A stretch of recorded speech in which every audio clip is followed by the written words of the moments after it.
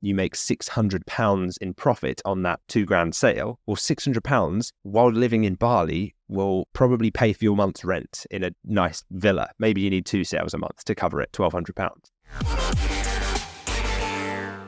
So dropshipping we've identified as well. You mentioned that low overhead cost to get started. Any more reasons why you think dropshipping was perfectly suited for you while you were living as a digital nomad? Yeah, there are a few other reasons because, you could have an e-commerce business, but you could be inundated with low ticket orders. So even if you're not the one doing the customer service, like you said, you're in your cable car, your virtual assistant's dealing with that. You don't want a situation where you log in and there's 1,500 orders from the day before and 700 of them are now refund requests. And there's all this admin for you to have to sift through every day. Even with a virtual assistant, they're going to be pulling you in left, right and center for to try and put out fires. So high ticket dropshipping in particular stands out if location freedom, time freedom and autonomy are important to you. And so the reasons for that, the higher profit per sale that you get. When you're selling high ticket, high priced items, each sale makes significantly more in take-home profit for you than selling low, cheap £20 widgets from China.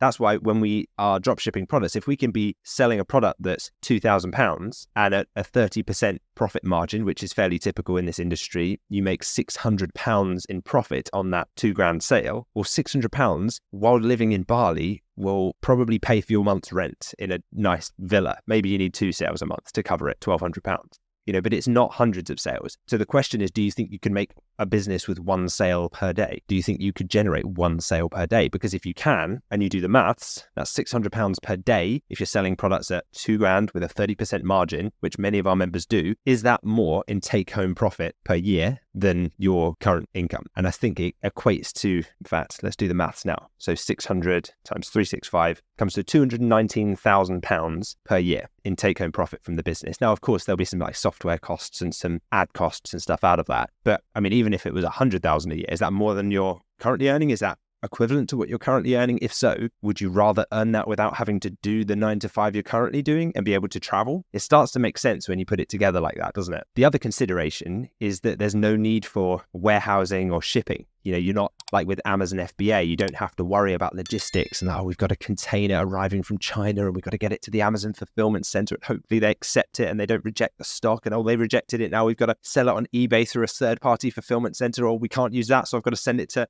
my parents' house and have them ship the orders out and go to the post office every day. It can really start to become an offline business quite quickly. And what started as this I'm going to create an amazing online empire, suddenly you're up going to the post office at all hours of the day and you find yourself doing things and speaking to people on the phone all the time. And you're like, this kind of wasn't the passive income vehicle that I thought it would be. Now with high ticket dropshipping, it's kind of like you're running a cafe where someone else delivers all the ingredients, someone else does all the cooking, and you're just the owner of the business. So the virtual assistant fulfills the orders, the suppliers actually fulfill the physical product part of the order, and you can operate it from anywhere, whether you're in Thailand or Spain or Portugal or any of the amazing destinations around the world that you want to go and visit that are personal to you. You can manage your entire business remotely with a laptop and a Wi-Fi connection. And without even a Wi-Fi connection, you can do it with a SIM card and a personal hotspot if you want to.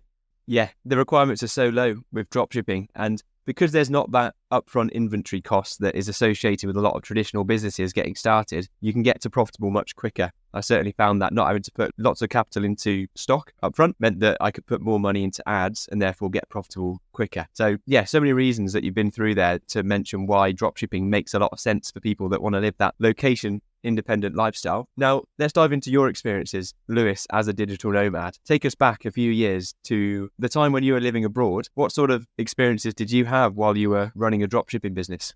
Oh, it was incredible.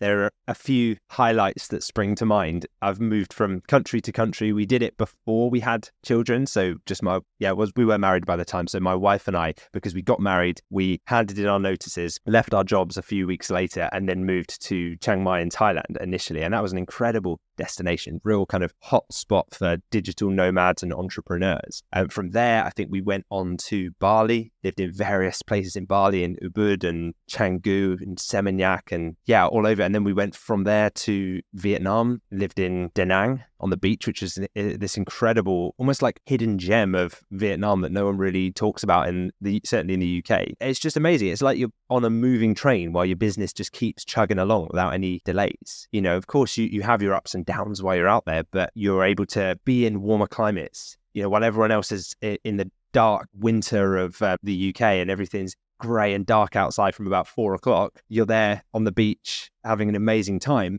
And there's this feeling of like, is this real? Is this a holiday? Is it going to end soon? And you almost start to like normalize that life. I remember afternoons while my business was running, just thinking there was this amazing coffee shop in Thailand. And I used to just take my Kindle there in the afternoon. And after doing a few hours work on the laptop in the morning at the apartment, I'd go and have a sauna, go to the infinity pool, go and have a read of the Kindle in this coffee shop and just be like, this is incredible. Just looking out over like palm trees in this incredible, nice, warm climate, and then maybe go into the shopping mall, pop into the co-working space, see a few friends, like the ability to be able to be like a driven, motivated entrepreneur, aspiring for goals and live the kind of lifestyle that people aspire to get to when they retire at the same time. It's almost like that shouldn't exist. It feels like an oxymoron.